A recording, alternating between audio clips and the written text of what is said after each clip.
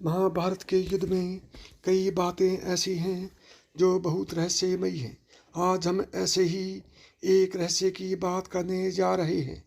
अर्जुन के वीर पुत्र अभिमन्यु के मृत्यु की।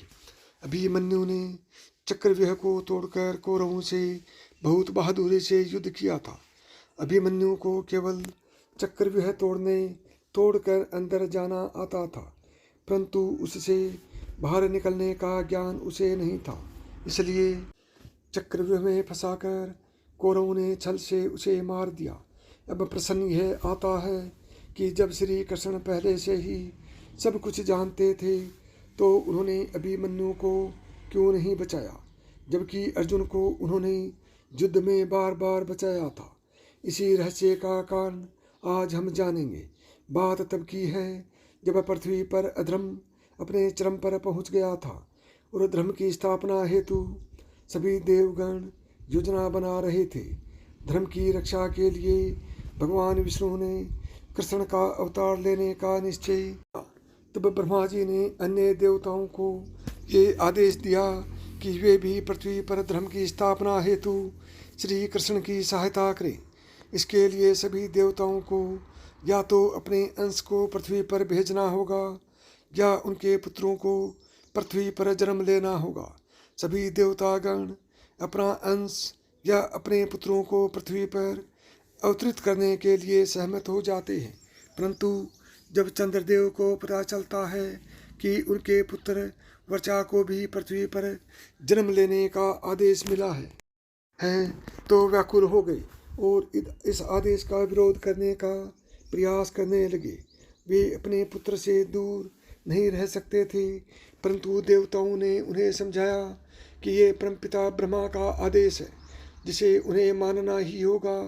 धर्म की स्थापना के लिए इस कार्य में सहयोग करना सभी देवताओं का कर्तव्य है और वे या उनका पुत्र अपने कर्तव्य से कैसे विमुख हो सकते हैं। चंद्रदेव की शर्त। सबकी बात सुनकर चंद्रदेव एक शर्त के साथ अपने पुत्र वर्चा के अवतरण के लिए सहमत हो गए। शर्त ये थी कि उनका पुत्र ज़्यादा समय तक पृथ्वी पर समय व्यतीत नहीं करेगा, साथ ही भगवान श्री कृष्ण के मित्र देवराज इंद्र के पुत्र अर्जुन के पुत्र अभिमन्यु के रूप में जन्म लेगा। वह भगवान श्री कृष्ण और अर्जुन की अनुपस्थिति में अकेला ही अपना परिक्रम दिखाता हुआ वीर गति को प्राप्त होगा, जिससे तीनों लोकों में उसके पराक्रम की चर्चा होगी।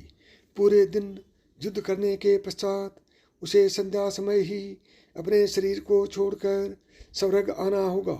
एक शर्त ये भी थी कि अभिमन्यु का पुत्र भी कुरुमंचा का उत्तराधिकारी होगा।